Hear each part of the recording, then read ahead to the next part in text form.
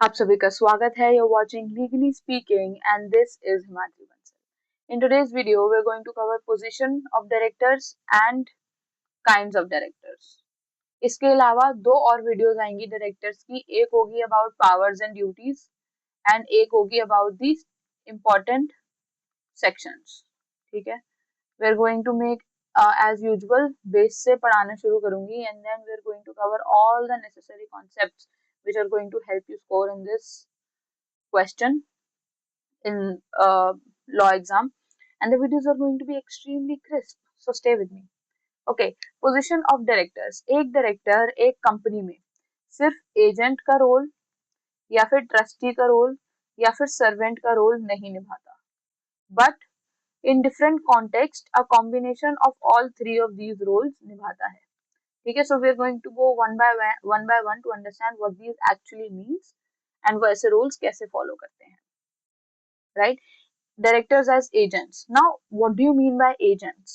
Right? Because I said everything is going to be from the very basics. Let me clear. Agents, when I say agents, then what do I mean? जिसने भी agency पढ़ी होगी ना उसको पता होगा कि a person who acts on behalf of another individual, and that individual is usually a principal in third party dealings. Okay? एक ऐसा इंसान जो दूसरे इंसान के बिहाफ पर एक्ट करता है वो दूसरा इंसान को हम प्रिंसिपल बोलेंगे इन थर्ड पार्टी डीलिंग्स. इसी के साथ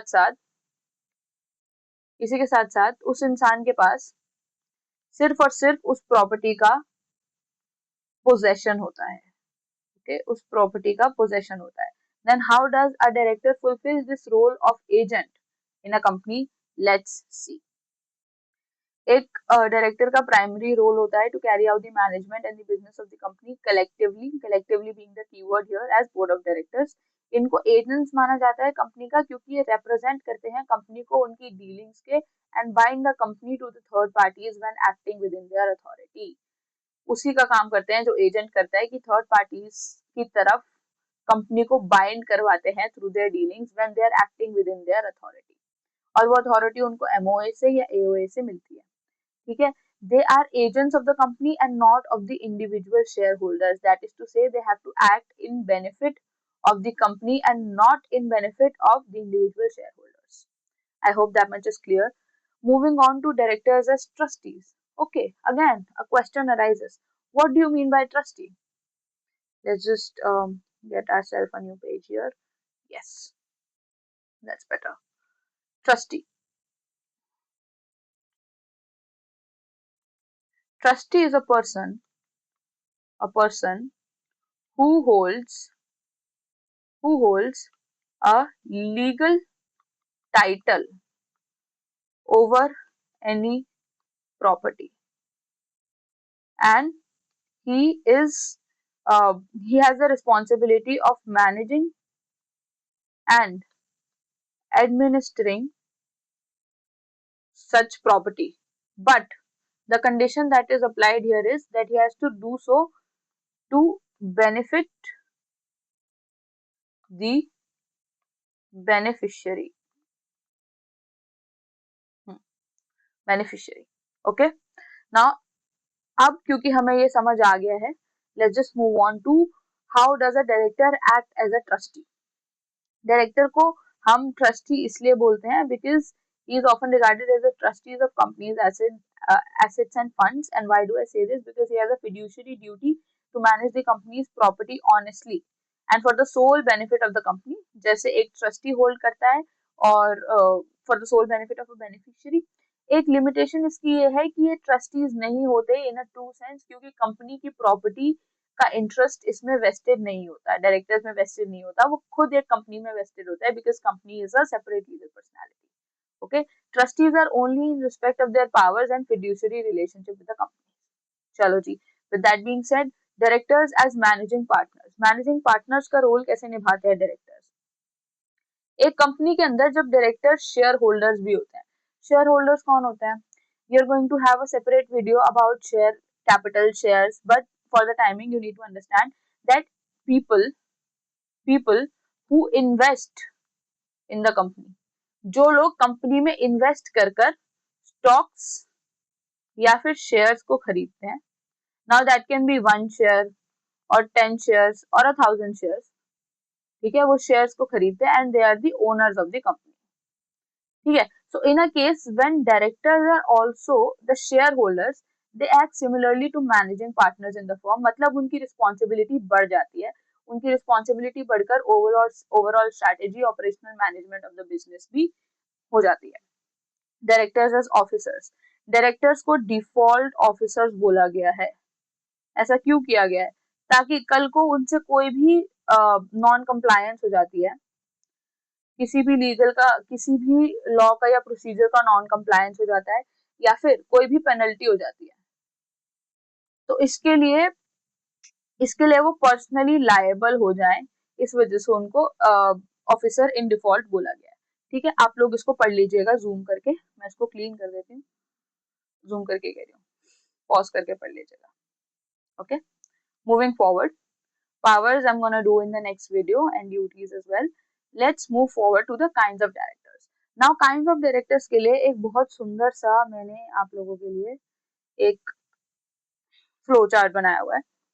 Now if you refer to this flow chart, you're gonna see I have divided it into three parts, on the basis of function and employment, on the basis of statutory and mandatory requirements, and on the basis of appointment procedures.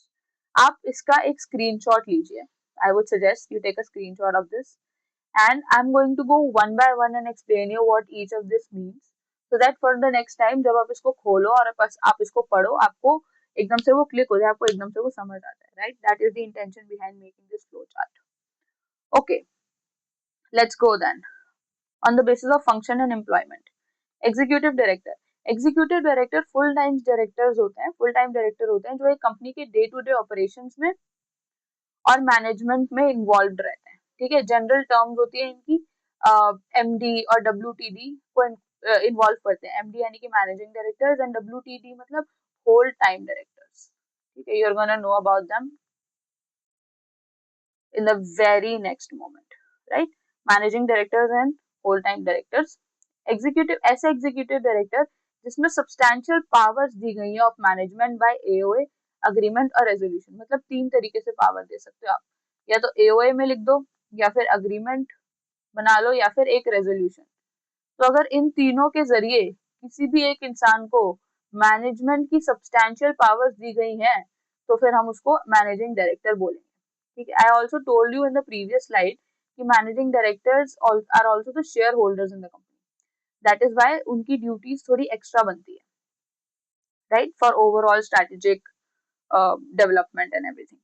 Okay, whole time director, a director who is involved in the whole time employment of the company and actively involved in its affairs. अच्छा, sections देख लीजिएगा. Definition में section 2 clause 94 and section 2 sub clause 54, right? Non-executive director, NED, a director who is not involved in the day-to-day management. They provide oversight, strategic advice and independent judgment. कैसे करते हैं ये लोग? These are just fancy words for you which have no meaning जब तक मैं आपको समझाऊंगी नहीं, right? Okay, I'll tell you ऐसी कौन सी सिचुएशन आती है जिसमें नॉन एग्जीक्यूटिव डायरेक्टर एक कंपनी में काम आता है. Let's just come to my drawing document. ठीक है, I'm going to take a lot of help from this drawing document क्योंकि कंपनी लॉ में मेरे पास फाइनली चांस है कि मैं आपके थोड़े से कॉन्सेप्ट्स क्लियर करवा सकूं, unlike labour law where it was majorly procedural. Okay, coming back. आप suppose, let's just suppose there is a company named A. Okay, in that A company, the executive director, okay, he made a very chunky transaction, a very heavy, a very expensive transaction, expensive transaction, and he keep it undisclosed. Okay, and he made such transaction to a private company. All right, and he kept that transaction undisclosed. मतलब उन्होंने वो transaction के बारे में किसी को नहीं बताया. Now after deeper scrutiny, it was found that this private company was a company of a relative of this executive director. ठीक है, अब इस सिचुएशन के अंदर ये डिटरमाइन करने के लिए कि ये ट्रांजैक्शन गई कहाँ और was this even legitimate in the first place, non executive directors का रोल आ जाएगा. Okay, non executive directors and specially independent directors for that matter which we are going to study about, इसमें बहुत essential role play करेंगे. कैसे? Strategic advice देंगे एक company को. ऑलराइट, स्ट्रेटेजिक एडवाइस देंगे and uh, they will help in the formation of an independent committee to determine कि ये पैसे गए कहाँ. Right? Okay, now that you understand with the help of an example कि नॉन एग्जीक्यूटिव डायरेक्टर्स कैसे strategic advice और independent judgement देंगे, I will move forward. Independent directors is a type of non-executive director who has no material pecuniary relationship, जिनका कोई substantial, material का एक और synonym है सब्सटैंशियल, पेक्यूनरी रिलेशनशिप ना तो कंपनी के साथ है, ना ही प्रमोटर्स के साथ है और ना ही किसी और डायरेक्टर्स के साथ है. ये गुड गवर्नेंस को इंश्योर करने के लिए, माइनॉरिटी के राइट्स को सेफगार्ड करने के लिए, शेयर होल्डर्स के इंटरेस्ट को प्रोटेक्ट करने के लिए एक कंपनी में रखने जरूरी है. इनके लिए एक मैंडेटरी रिक्वायरमेंट भी है जो आपको अभी आने वाले सेक्शंस में पता चलेगी. Okay, requirement. Okay, moving forward, basis on the basis of statutory and mandatory requirements. सबसे पहला मिनिमम एंड मैक्सिमम डायरेक्टर्स. अगर आपकी कंपनी पब्लिक है तो आपको कम से कम 3, प्राइवेट है तो कम से कम 2 एंड 1% कंपनी है तो कम से कम एक डायरेक्टर तो रखना ही पड़ेगा. मैक्सिमम डायरेक्टर तीनों के तीनों केसेस में आप 15 रख सकते हैं, जो कि अगर आप एक स्पेशल रेजोल्यूशन पास करें तो इसको अगर आप इंक्रीज करना चाहे तो इंक्रीज किया जा सकता है again by passing a special resolution. I hope that is clear. मेरे को रिव्यूज आए थे that I need to go a little bit slower with my pace, I am trying to go a little bit slower. इसके बाद भी अगर if you guys still have some doubts, please tell me in the comment section. Right, women director. कुछ companies होती है, there are some classes of companies, example listed companies and certain large companies which must have at least they have listed themselves in BSE etc. or they have a turnover of 300 crores. 300 crores का उनका turnover है तो उनको at least 1 women directors रखनी पड़ेगी. So companies like Reliance, companies like TCS, they have to keep a woman director. Okay. Resident director मतलब कोई ऐसा डायरेक्टर जो एक फाइनेंशियल ईयर में से 182 डेज इंडिया में होना चाहिए. That is resident directors. Independent directors. हर एक public company, every listed public company must have at least 1/3 of its total number of directors as independent directors. Okay, moving on. Appointment procedures की अगर बात किया जाए कि अपॉइंटमेंट प्रोसीजर के basis पर अगर हम डिफरेंशिएट करें, additional director, annual general meetings रखी जाती हैं बोर्ड की, ठीक है, ये उसमें अपॉइंट किए जाते हैं अगर एओए ने ऑथराइज किया जाता है. इनका टेन्योर तब तक होता है जब तक नेक्स्ट एनुअल जनरल मीटिंग नहीं हो जाती, तब तक इनका टेन्योर रहता है. Alternate director. अगर 3 महीने के पीरियड के लिए कोई भी डायरेक्टर एब्सेंट है फ्रॉम इंडिया तो उसके बदले में एक ऑल्टरनेट डायरेक्टर को अपॉइंट किया जाता है, लेकिन उसका ऑफिस वेकेट हो जाता है जैसे ही ओरिजिनल डायरेक्टर की वापसी हो जाती है and his end of the original directors term.